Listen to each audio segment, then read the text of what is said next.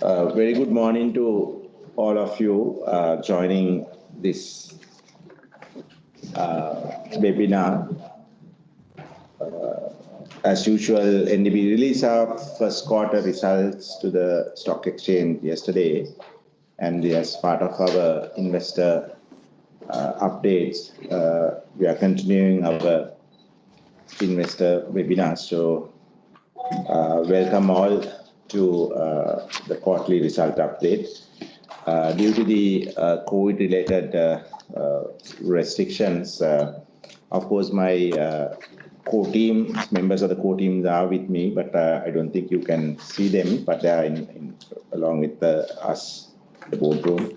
So with me, I have Boneka Pereira, who is heading our corporate banking, Sanjay Pereira, Senior Vice President, Personal Banking, Deepa Lakuratigam, Chief Operating Officer, Suendrini Muthukumarana, Vice President, Finance, Niran Mahawat, Vice President, Treasury, Indikarana Veera, Vice President, SME and Business Banking, and Shanka Abeyawardena, Assistant Vice President, Corporate Planning and Strategic Planning, are with me. So let me take you through the presentation.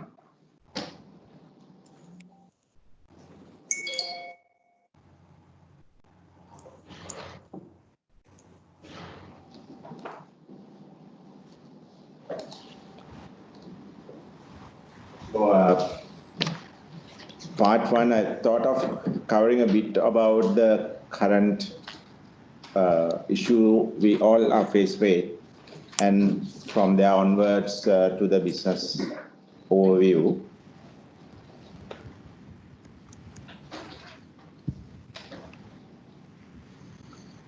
So globally, we are all aware that I think this is one of the worst in our lifetime that was quite a dramatic downturn in the world economy.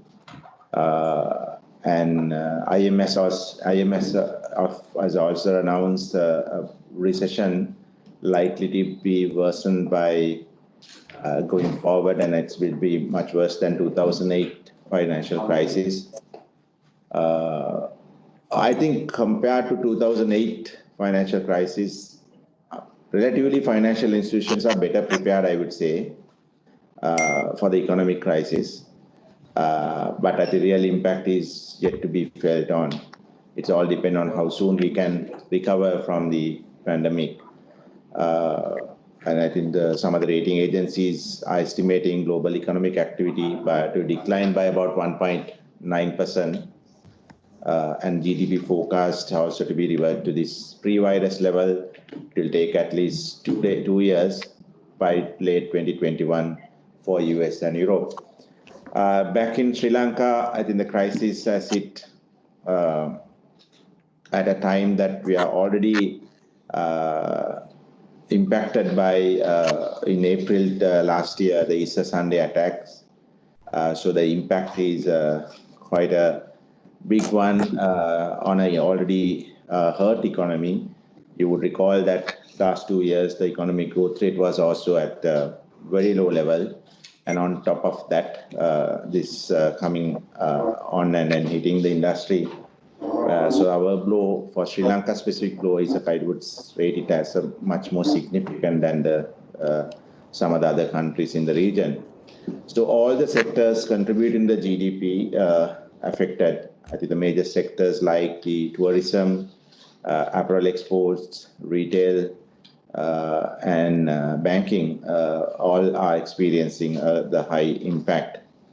And in addition to that, I think all our exports, most of the exports are having a reliance on the Chinese imports. That's where the COVID outbreak started initially. So as a result, there was supply chain impact that happened even before it really hit us in April. Now, I think in terms of managing the crisis, government has done a very good job. I think have done very well compared to the industry in terms of managing the COVID number of impacted people, and then the measures taken are very commendable. And so far, so we have managed to come out. I think we have seen gradual release of the lockdown, and most likely the Colombo and Gampha region also might get the existing curfew might get lifted hopefully by early next week. That is quite well managed. In terms of economic policy, a couple of initiatives that the central bank and the monetary board did was to ease the liquidity. That was one of the first and foremost issue faced by the banking and the finance industry. So lending rates were also curtailed down. SDFR has been brought down to 5.5, SLFR to 6.5. Central bank lending rate, that is the lending rate available for any liquidity issues, a bank can go to the central bank. So that window, that was also reduced to 9.5% now. And SRR was statutory reserve requirement was also brought down to 4%. So I think this liquidity, especially the SRR, has released of roughly around 65 billion rupees to the market in terms of liquidity. And we see quite a good liquidity level currently available. Other than that, to ensure that the currency is managed well, there were several amendments introduced to the Foreign Exchange Act to protect the value of the rupee. So there were restrictions on overseas investment, suspension on outward remittances, suspension on repatriation of funds, and curtailment in certain imports. Virtually most of the imports have been curtailed for some time. So a period of 3 months from April. So those are measures taken to stabilize the exchange rate. If you look at the banking sector, the downturn has affected the balance sheet growth. What we see, the first quarter results, but I think subsequently there's an adverse impact to the banking sector overall. NIM's profitability and liquidity are impacted naturally. With the moratorium that has been introduced, a 6 months moratorium for those qualifying and minimum 2 months moratorium for all the borrowers. So those have naturally is going to have an impact on the banking sector. Overall banking sector, we are talking about more than 9 trillion in terms of lending assets. And I think finance companies, non-bank financial institution, another 1 trillion. So overall, we are talking about a 10 trillion rupees lending book, where there'll be close to 6 months moratorium for impacted customers. So that would naturally have a liquidity impact in terms of servicing the deposits and all.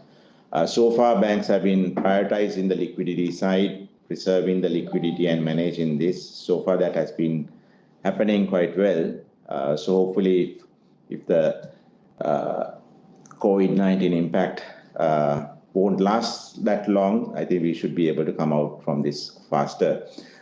Some of the relief measures were also introduced by the regulator.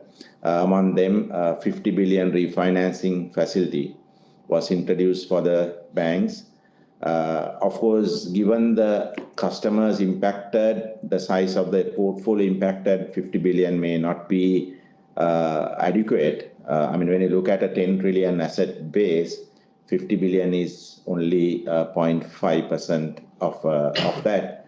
But I think still, now the banks are in the process of submitting the applications. Hopefully, if this is increased, that would be quite a good opportunity, because these are coming at a funding cost of 1%. Overall, customers' interest rate applicable is about 4%.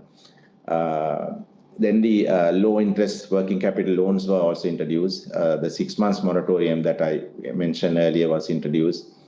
There were concessions given to personal loans and credit card payments, extension of due dates.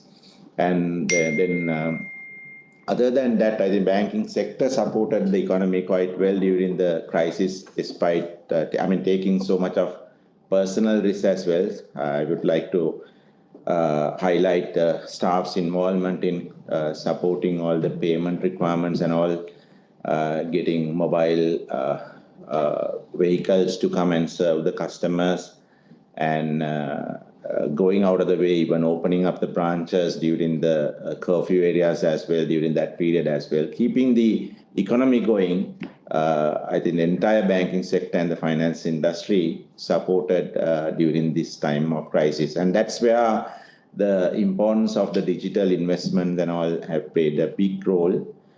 So we didn't feel that issue. Even the customers didn't feel.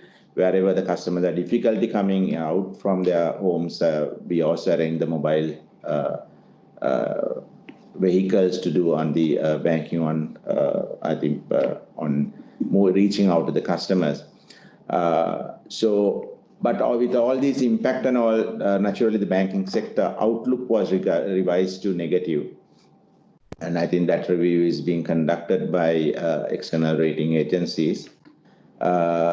Some of the relaxations to meet this challenge that the regulator brought in are also available for banks as tools to manage the situation. One was the capital buffer. There was a reduction of capital buffer up to 1% for the systemically important banks and up to 0.5% for the other banks. This is a counter-cyclical buffer that has been maintained. Or when in good times, the banks are supposed to build up this buffer. And times like this, naturally, we need to use this buffer. So that buffer is available. But in terms of NDB, we are well within our capital norms and we have no intentions of using that buffer. Then there's a relaxation of NPL classifications as well. For example, the 30/70 rule was a change. Apart from that, there's some understanding that banking sector reached with the accounting bodies and the Chartered Institute about application of modeling for impairments, especially in a sudden situation like this. There's an agreement to use the December models for the time being, maybe at least for 2 quarters, and review that situation hopefully by the 3rd quarter.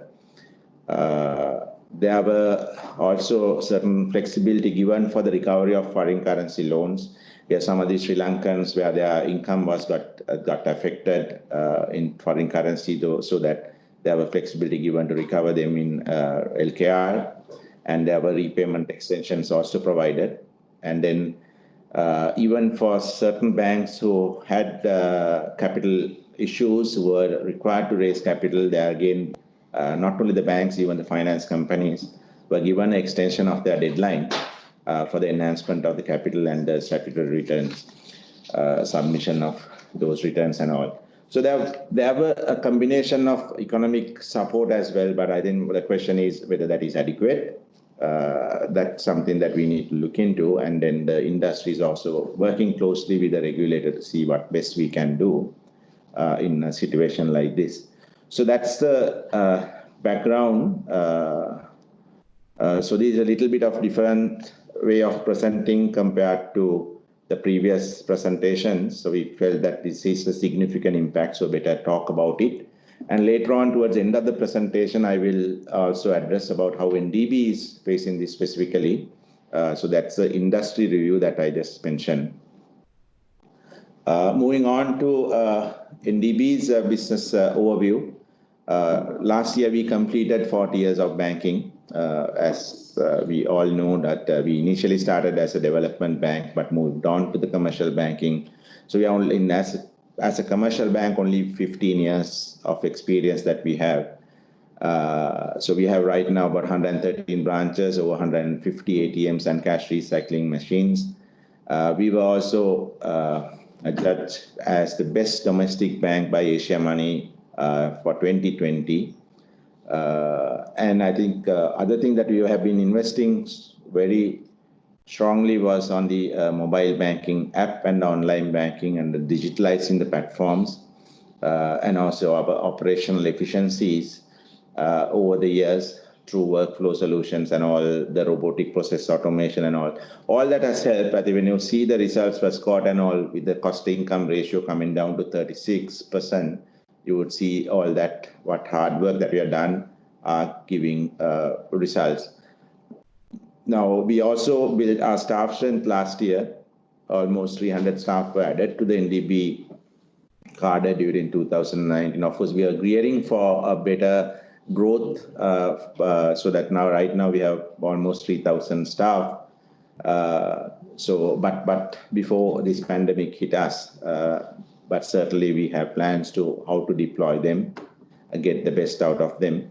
The brand presence was strong across the banking sector and capital markets.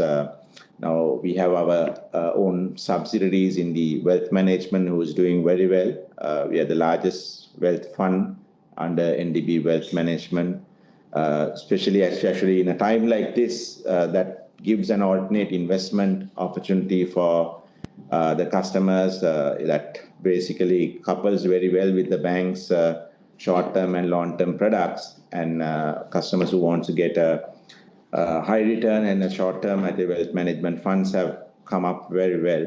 So that is doing quite well. Then NDB Investment Banking, we have been winning the Best Investment Banker Award for many years. That has coupled very well with NDB Corporate and Project Finance to do several deals together.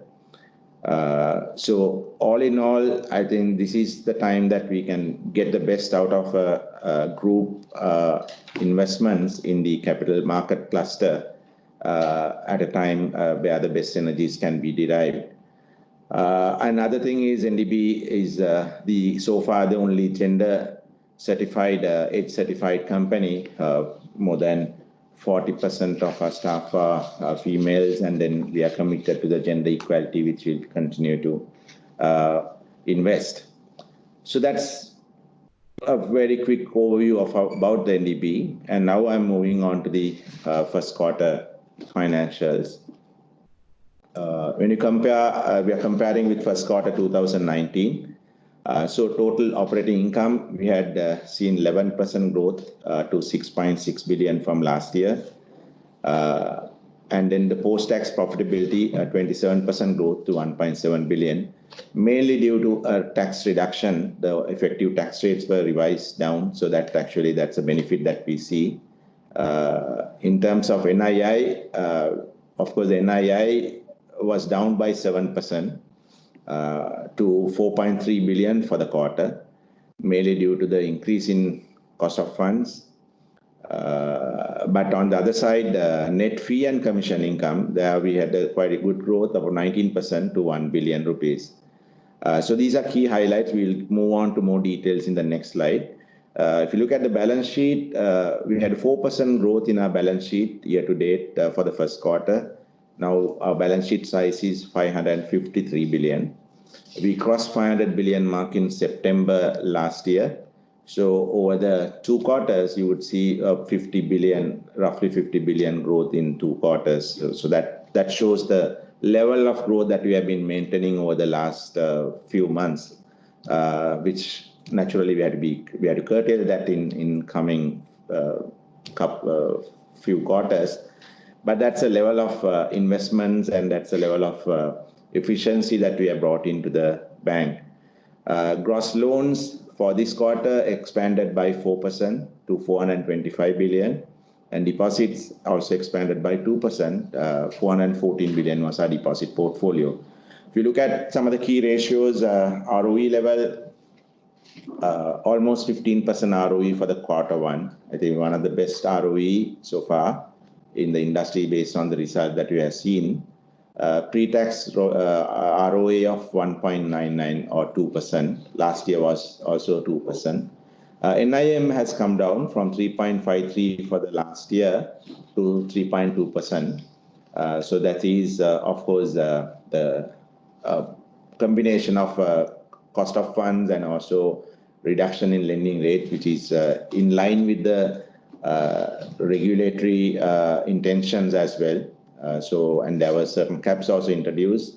So we have been managing down the NIM. So that is the reason for drop in NIM. NPL ratios, year end it was 4.78, and then as quarter end also we managed to keep it at 4.78. So when you compare with the industry NPL ratio of 5.2%, they are better than the industry. But that's an area that we need to closely watch, especially in the coming months with the development. This can naturally will go up, but we need to manage it carefully. Maybe the moratoriums might give some space, headroom for us to manage, but I think after moratorium period ends, naturally there will be a requirement to manage them very closely. So we are quite aware of that. We have made already all arrangements to ensure that the quality of the book is preserved. And the other key ratio is the cost income. As I mentioned, this has improved substantially from last year. Our cost income ratio was 39.9%, which has now improved to 36.5%. Moving on to the income statement. So the fund-based income, there's a 8% growth in interest income. And then in terms of interest expense, 16% increase. So all in all, the net interest income has contracted by 7%. This is quarter-to-quarter variation. But still 4.3 billion was the net interest income. The variance was about 332 million. There are a couple of reasons for this. One is last year we went for a quoted debenture issue in March 2019, which was priced relatively higher. At that time, the pricing was higher. So in the first quarter, last year we didn't see the impact of that, but first quarter this year we have that. So that is one reason for the increase in interest expenses. Other one is naturally the expansion in the deposit base, with greater skewness towards fixed deposits. So that is an area that we are working on improving our CASA balances. And then NII was also impacted by narrowing net interest margin, reflecting the reduction in the market rates. Now, for example, the AWPLR from last year, March 2019, the AWPLR was 12.2%. Now it has come down to 9.3, so almost 300 basis point reduction in AWPLR. So naturally, banks have to be more efficient, and that is what you see in, despite these margin drop, we have been efficient in getting our cost-income ratios improved, so to make more efficient usage of these funding.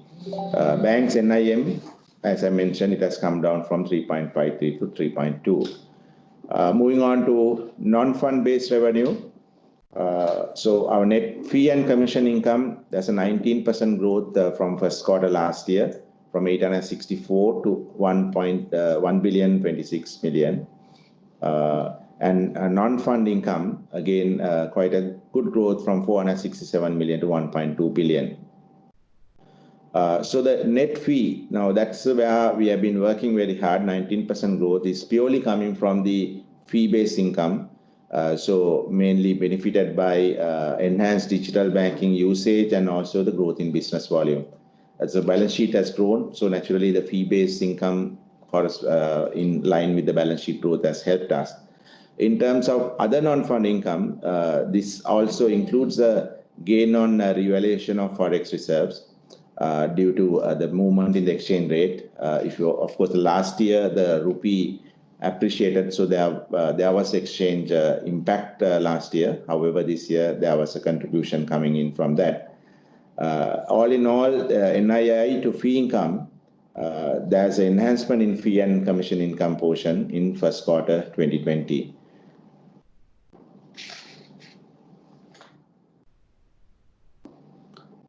So it has improved from 16% to 19%. NII to fee income ratio. Moving on to the impairment and operating expenses.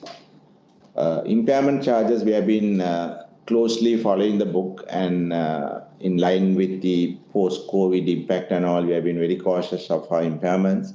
So we have increased our impairment charges. For the quarter, it is almost 1.3 billion.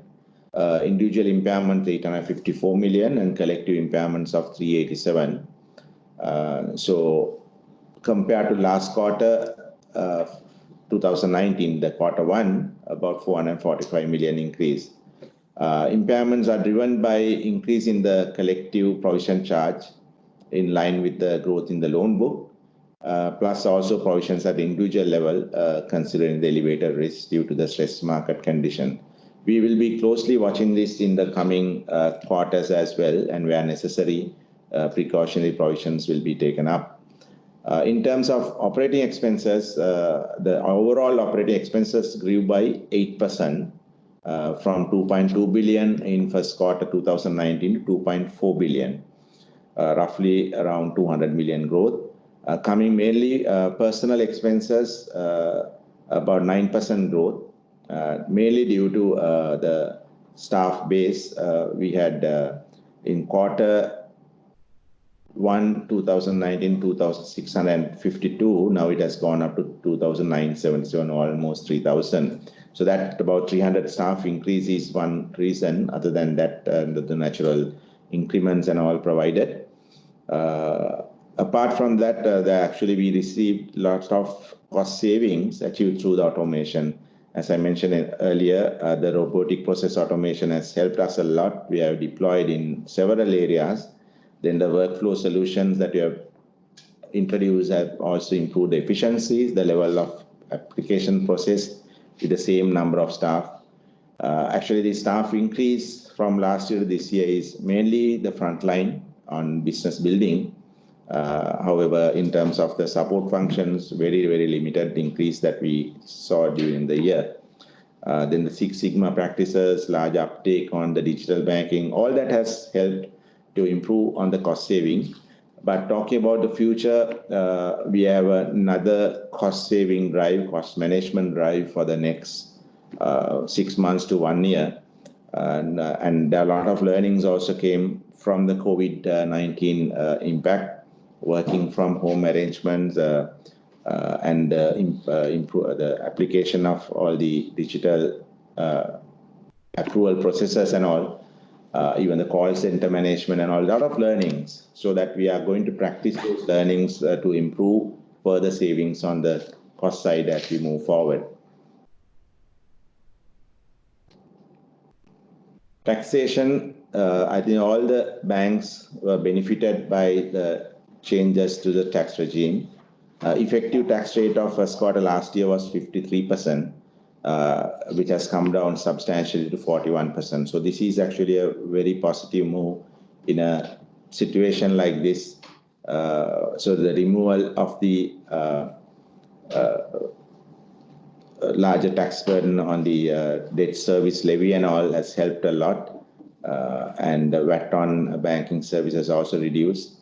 So NBT and DRL were the major removals that actually helped us to improve the tax impact. And income tax rates were also revised down with effect from January 2020. So all that has helped us to bring the total tax expenditure down from 1.5 billion last quarter, for quarter 1 2019, to 1.2 billion. So there's roughly about 23% saving there.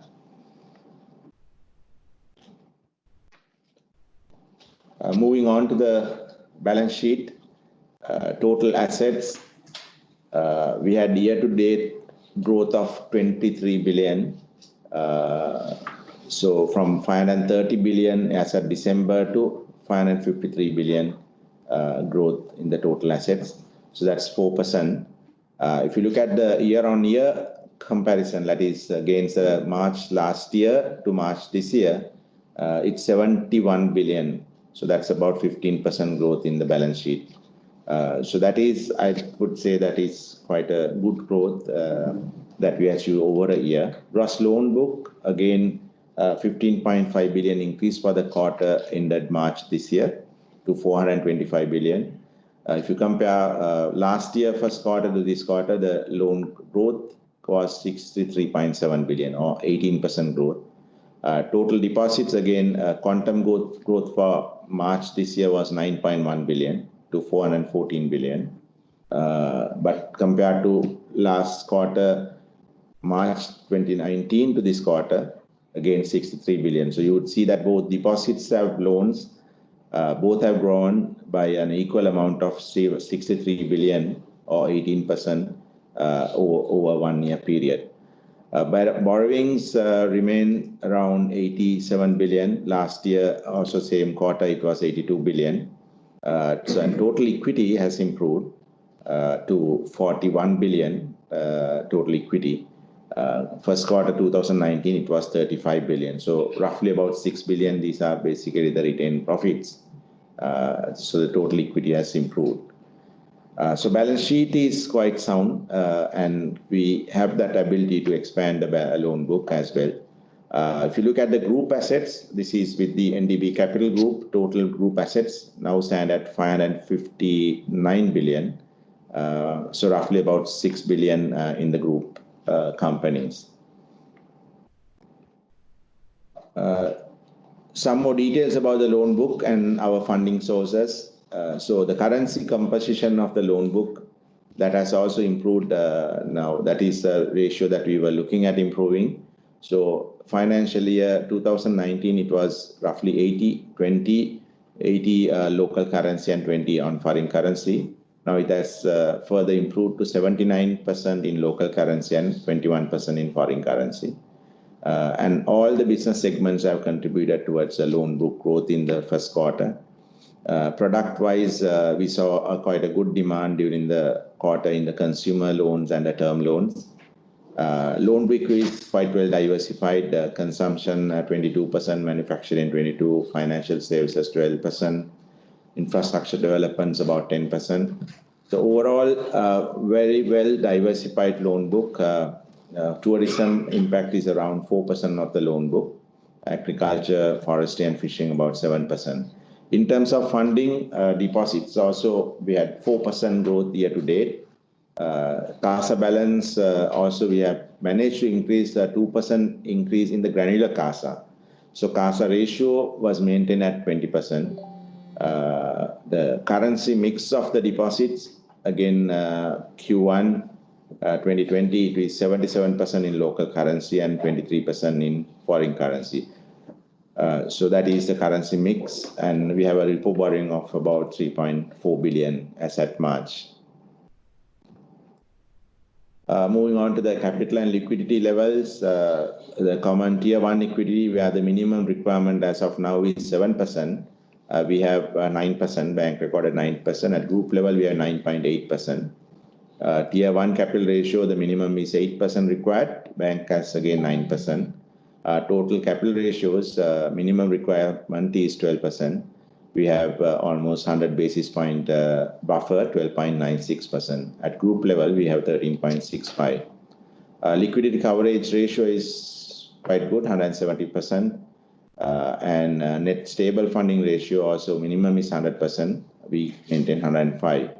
So overall, the capital liquidity funding levels are in all showing quite a good situation. This is as at March. However, even as of now, our liquidity situation is quite good with all the central bank announced options that have been given. Liquidity situation is under control.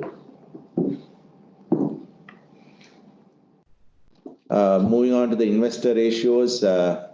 Last year, the closing price of the share was 100 rupees. However, as of quarter 1 end, it is 66.2. This is as of 20th March. That was the time that the market was closed. However, market reopened and we saw a bouncing back of the price to around 70 level. However, compared to the book value, our book value has also improved to 176.5 rupees. So compared to that, and of course, our share also represents the group book value as well. So if you look at the group level, book value is 191. So it's trading at quite a big, deep discount to the book value. So that is something I want to highlight for the investors. And ROE, again, as I mentioned earlier, almost 15% ROE, 14.9%. And earnings per share annualized 25.96 rupees. So these are some investor ratios for your information. And as I mentioned earlier, I would like to see how NDB is ready for the post-COVID-19 situation. I'm sure there'll be questions later on as well, but very briefly, some highlights. Now, we have received a lot of queries from customers for the debt moratorium.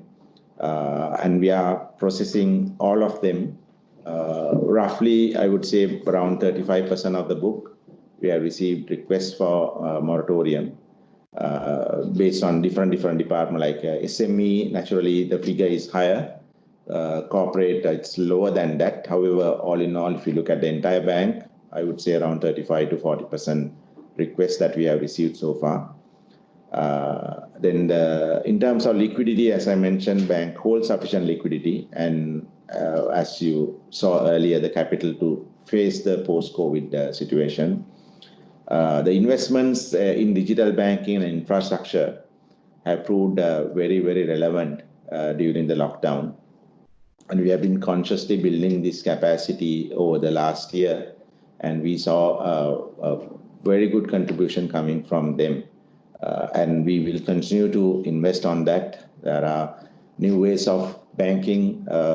As I mentioned, COVID has taught us few lessons about how the customer behavior, how we operate internally, the working from home arrangements, and that's where NDB is in a quite a advantageous situation. I mean, we are a mid-sized bank, very efficient and nimble team to adapt to these digital strategies, and we have made quite a good headway, and that's one of the key focus area for us in the next few months to get the best out of that.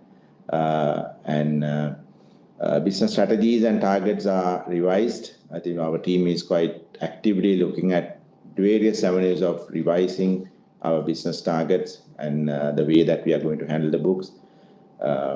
And the digitalization at both customer service level and internal processes have been already embraced, and that is going to play a huge role here. Rather than the brick and mortar kind of branches, our focus would be more on digital capabilities, reaching out to the customers, using our mobile platforms, the bank to you propositions, and reach out to the customer. And those are going to play quite a big role here. So NDB team with the leadership, the board support and all are quite geared and quite committed to support the country in this economic revival. So with that, I think I end the prepared presentation, and I leave room for the question and answers. So with me, my team is also there. So you can pose your questions, and then I'll read the question and start with the answers.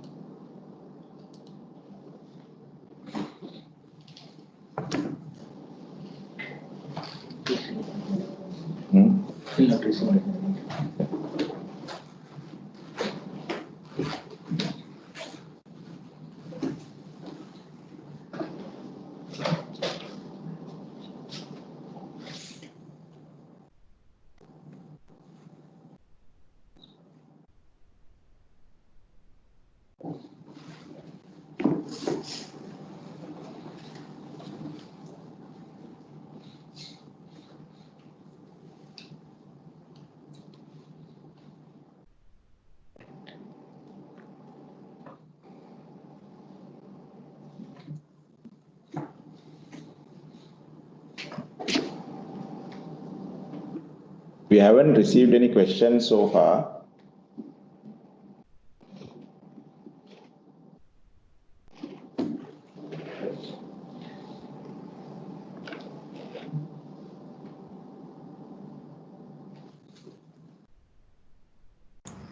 Can you brief them how to raise?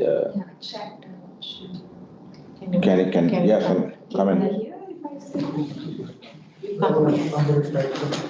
Okay. Hi everybody, you can please use the chat option to raise your questions, just like we had the setup in the WebEx. Right, thank you.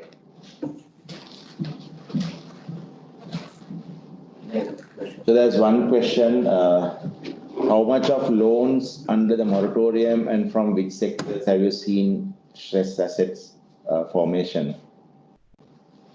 How much of the loans under the moratorium and from which sector have you seen the stress asset formation? Okay. As I mentioned, the SME and the business banking side, we have received quite a substantial requests coming, roughly around 70% of the SME customers who qualify for this have asked for moratorium. But in terms of corporate banking, it's much lesser. But all in all, the bank level, and then the personal banking also, we had to give at least 2 months moratorium, those who qualify. But what we gave was all the customers, we gave 2 months grace period. So all in all, roughly about 35% of the book. And then the sectors, as I mentioned, I think almost all sectors, even the exporters, the agriculture exporter, tourism in addition to a 1-year moratorium that they have been enjoying since Easter last year. So naturally that also got extended. So almost all sectors have seen that. I think that is, we are not alone here. All the banking sector assets are under stress.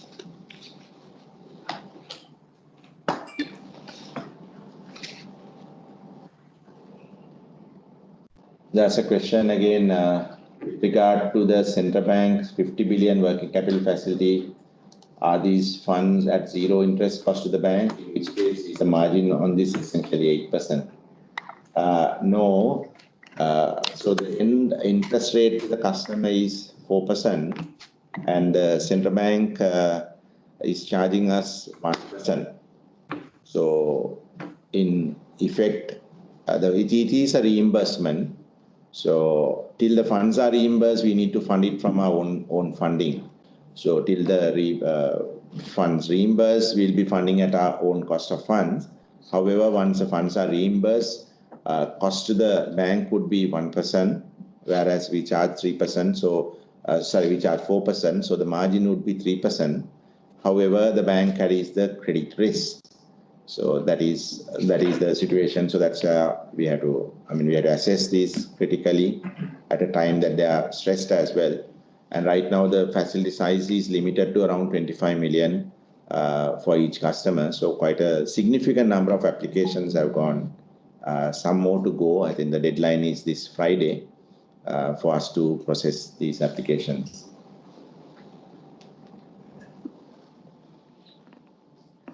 That's another question. Since the 2 months passed since the lockdown and we are in the tail end of it, how do you see the business of customers are coming along, especially in the export sector? Some of the export sector customers have started operations. For example, some of our garment exporters have started already exporting face masks and other protective gear. Already they have started exporting. Tea, cinnamon and all, we have seen quite a good growth in export side, especially tea. Anything, Indika, you want to comment, and Boneka? Tea continuously, there was no big impact. Right throughout, they continue the exports. Yeah.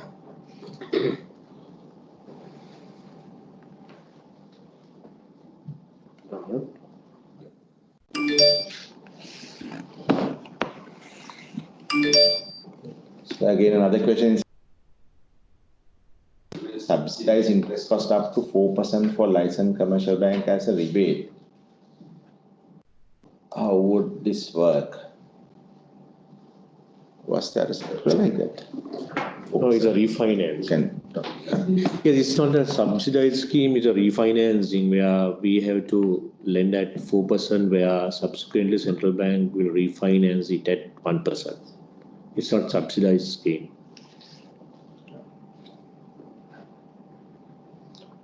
What is the forex gain component in the other income for the quarter? For this quarter?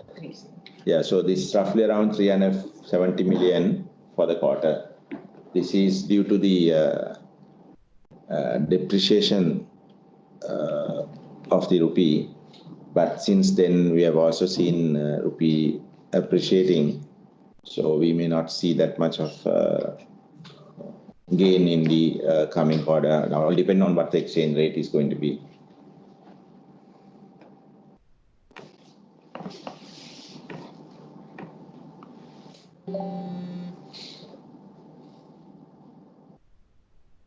There's another question. Practices of rescheduling the loans take place as a cover for debt moratorium. Do NDB also have seen any requests for such rescheduling? In that case, what's the percentage of loans that will be rescheduled? Now, rescheduling to cover, I mean, that's a question that I can't understand. If you can explain a bit more.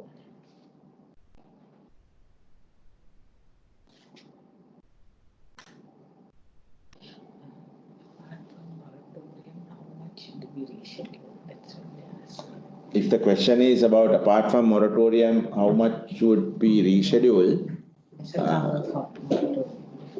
I mean, that's based on individual cases. We don't have a assessment exact as such, but I think we also see ultimately when you reschedule, we are carrying the credit risk and we need to ensure that the proper accounts are rescheduled. So we don't do that for all the customers, but selectively we do support, because that is whether you have a COVID impact or not. If any customer going through a situation, that's actually the banker's responsibility to help them out.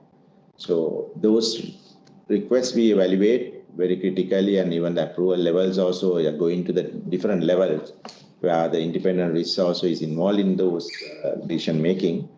So that we are closely managing. We have not seen much there. However, apart from the mandatory moratoriums that we have to provide, very little requests that we have reached, which we are evaluating.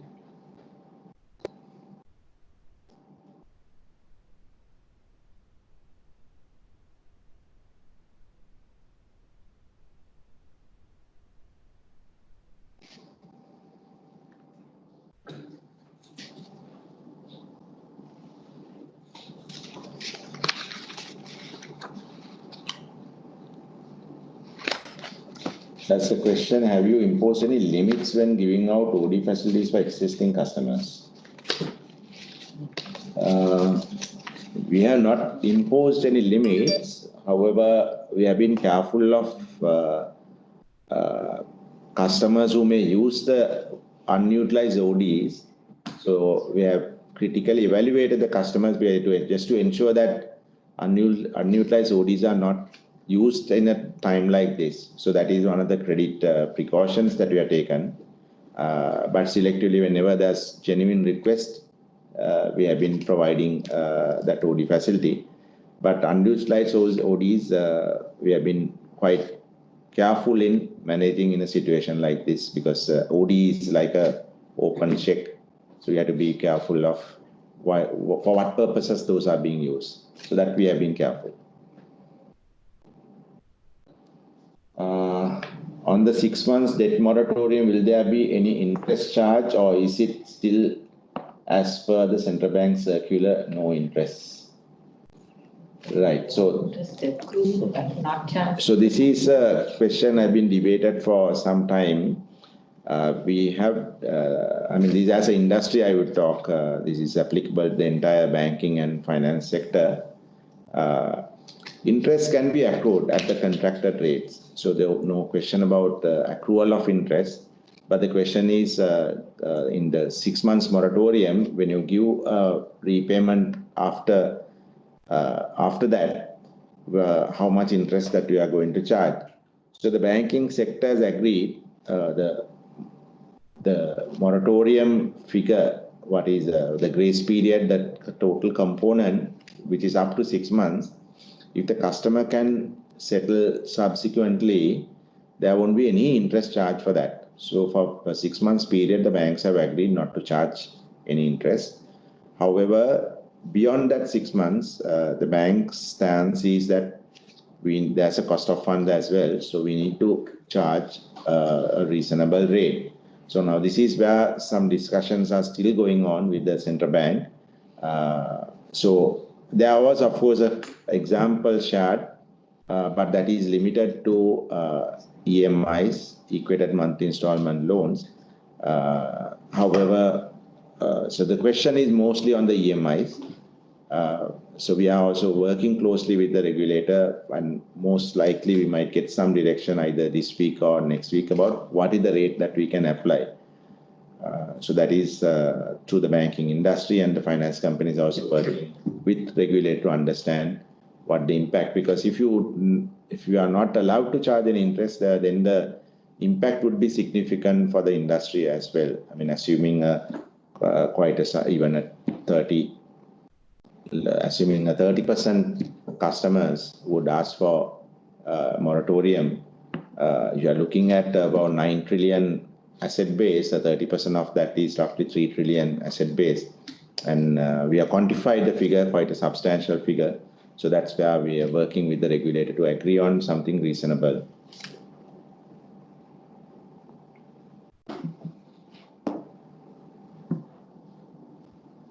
There's a question on what led to the 4.5 billion local currency term loan growth.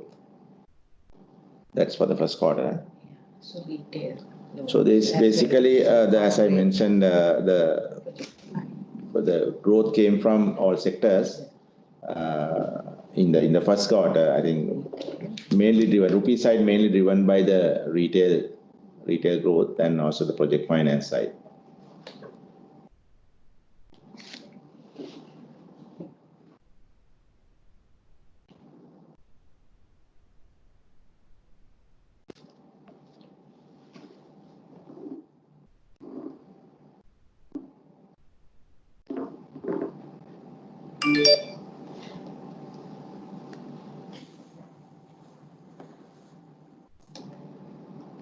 That's another question that came high. How the impact would look like in P&L if the debt moratorium for 30% of loans being given?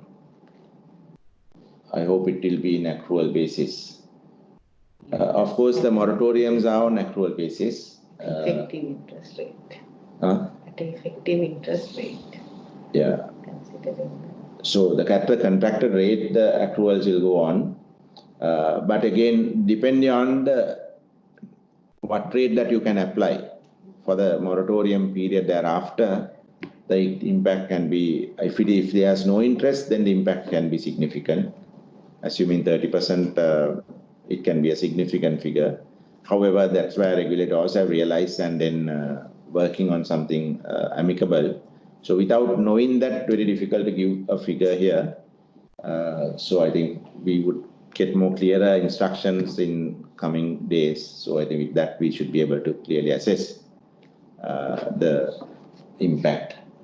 I think the issue has come because of the equated monthly installment loans, because in one part of the regulation it says that you can recover, you need to keep the same monthly installment for equal number of moratorium periods. So for example, if a 6 months moratorium is given, then the customer is supposed to service the moratorium figure in the equal number of installments, 6 months. So that's where, so there's one is the time value and the holding cost of those, because if depending on the tenure of the contract as well. For example, if a lease is say 3 years, and then after 36 months, next 6 months, 36 to 42 months, you have to recover the balance. So that a timing issue is also going to have an impact where you keep that exposure funded. If you are not charging anything, then that's a big exposure that we are talking about. So that is where we are now discussing. There's a question, where do you expect the loan growth, gross loan growth to come from in terms of segments, SME, corporate, retail? And are these loans mainly towards expansion, capex related loans, or working capital related loans? This is actually in terms of future. So I don't think the demand would be as high as naturally last year, this period. But some sectors are still working. Then there's a new norm of certain industries that have come in a time like this. So trading some of the export products, there can be increased requests. Even in the personal banking side also, though some companies are affected, the salary cuts and all, there's another sector, self-employed, those who are in the IT industry. There are sectors that we can work on closely. So still there are opportunities, but not as high as the last year. And this situation overall would improve as we move forward, but there's no, most likely it would be a low credit growth in the coming months. And again, another question about the expected loan growth for the rest of the year.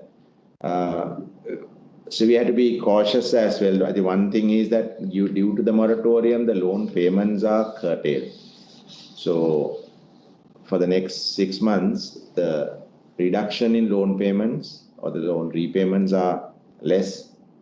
But on the other hand, there are requests coming from, there are investors also looking at investment opportunities. So that we need to selectively support these investors as well. The exports gradually have started, so we need to ensure that we fund them. And there are still retail opportunities, the housing loan, the construction sector might restart again once the funds are released. And that's a trust industry. Government is also quite keen to restart the economy. So that's an area that we are also working. Then the health sector, again, we see a demand coming up. Then the distribution financing, and also web-based distribution channels, and how we can tie up our customers with these distribution channels and help them to grow their sales. So that's why it's not the traditional way that we used to do banking. There's a different way of using the digital channels and funding them. So all in all, maybe around less than 10% growth naturally. But we have to be cautious also of the quality of the credit that we are going to book in. So it would be a cautious growth, I would say, for the next 6 months till things are clear. Because by the time we go out, we may be relatively better than some of the other global countries at the moment. But most of the larger economies where our export goes, like US or Europe, are still under pandemic threat, and they are coming out. Some of them are still there. So it will take some time for them now to come back. So that is the time period that we need to support the local industry. There's naturally a tendency towards more locally manufactured goods, the agricultural driven economy, the plantation sector, and smart agri business, a strong distribution network. There's a demand. People have realized the demand for those and the digital platforms to cater to these demands. So there is a growth sector as well. On the other side, managing the cost also, we have learned a lot of lessons in terms of working from home, optimizing the staff resources. So that would also help to bring the cost down. So it would be maybe a cautious approach in terms of credit growth, but there's a lot more that internally we are doing in terms of improving efficiencies,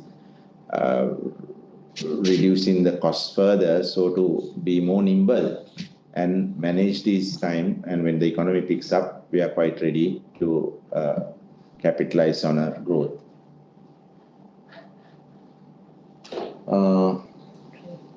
As another question, how the trade loan growth look like, especially with import restriction in addition to due to country ratings being downgraded? Do you see any sort of new arrangement for LCs? Niran, you want to add anything here in terms of speak up here? I think we have already seen a reduction in the the demand of the trade loans with the import restrictions and all that. But at the same time, on the essential items goods that we are trying to, there are some queries on some of the larger ticket transactions. But going forward, probably once we open it out, I think probably there may be these restrictions can be eased out. So in a situation like that, probably we might see the demand again. In terms of the lines, okay, country rating was downgraded to B minus in April. However, I think again that we have a very strong relationship with our correspondent banking, so we have not encountered a big challenge with our correspondent banks and also the support that they are provided in terms of short-term trade facilities. But naturally, they would also like to preserve their exposure to these countries, so they are also careful. But I didn't think now that we are coming out from the crisis, naturally these funding also would get back. But in NDB specific situation, that we are not seen much challenge so far. But hopefully, when you come out, things would be much better in terms of the trade lines that we receive from the other banks, correspondent banks. There's another question, private sector credit growth had a spike in March, 120 billion. Any sense of where this may have come from?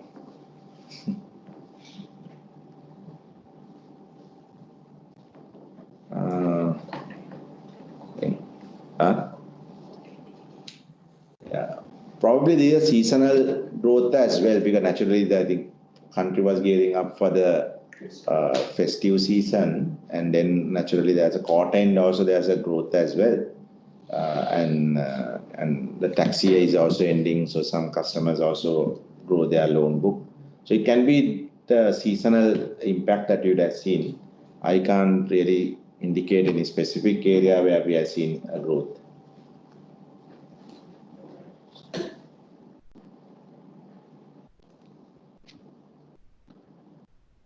These are the questions that we have received so far.